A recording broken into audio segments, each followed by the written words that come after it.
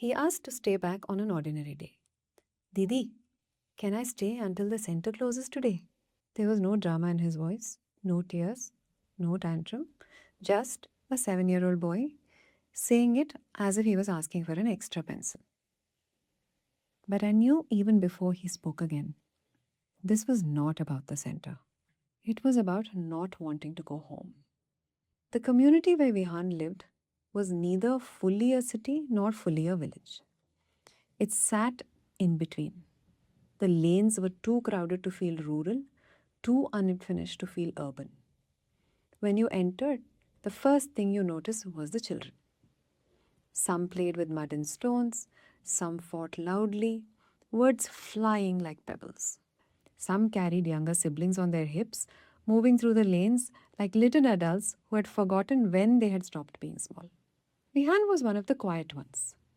In class, when a child fell, he was the first to reach out a hand. When something dropped, he bent down to pick it up. He didn't like fighting. Harsh voices made his shoulders rise. When the room got loud, he quietly moved his chair a little away. Not to be rude, not to be different, just to breathe. I taught at a learning center in his area. One day, I went to his school to meet his teacher. She didn't begin with concern. She began with complaint that sounded familiar. These days, he isn't studying at all, she said. Sometimes he forgets his books. Sometimes he has a pencil, but he doesn't take it out of his bag. He is not paying attention. Vihaan sat on the second bench. As she spoke, he slowly turned his face towards the window and rested his forehead against the bars, like the metal was cooler than the room. His eyes followed something outside. He did not look back even once. It wasn't defiance. It was distance. At the center, too, his silence thickened. He followed instructions. He did what was asked. He stopped asking questions.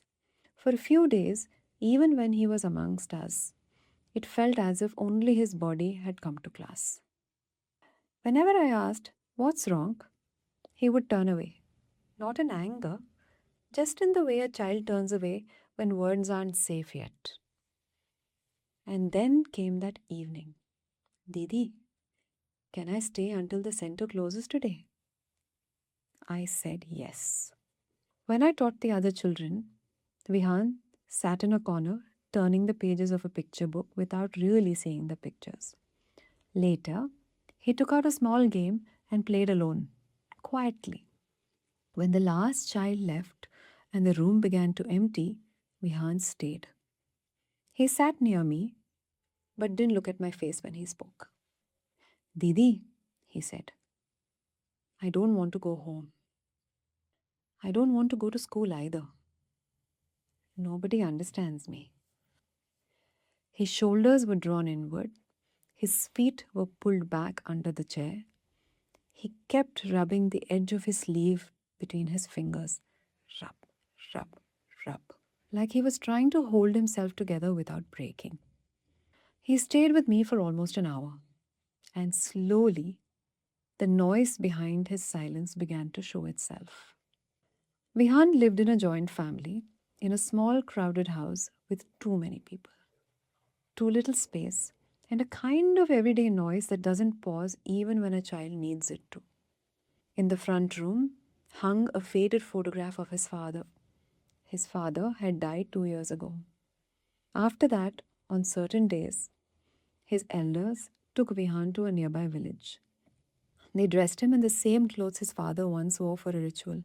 They painted his face, tied cloth around his waist, placed a paper crown on his head. Incense smoke clung to him as they led him out. They asked him to walk through the lanes while people watched. Vihaan told me the mask felt heavy and the paint made his skin itch. People stared, some laughed, some whispered prayers. His cousins, boys his own age, ran freely beside him, never having to take part in any of it. He didn't understand why these rituals fell on him. No one explained. He was only told that his father used to do it, that it was important, and that it would protect the family. Sometimes while walking, his legs trembled and he wanted to stop. But when he looked back, the elders only nodded for him to keep going. He told me this. His voice didn't rise. That's the thing about quiet children. Even their pain tries to be polite. At school, the teachers repeated the same words: study, study, study.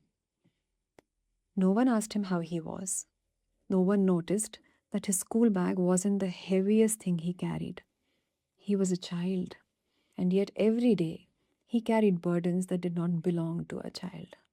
When I finally locked the center that evening, Vihaan took my hand and walked with me through the lanes towards his home. He walked slowly, listening to the sounds around us, watching people pass. He held my hand a little tighter whenever a loud voice came near. At one point, he said nothing at all, and yet it felt like he had told me everything.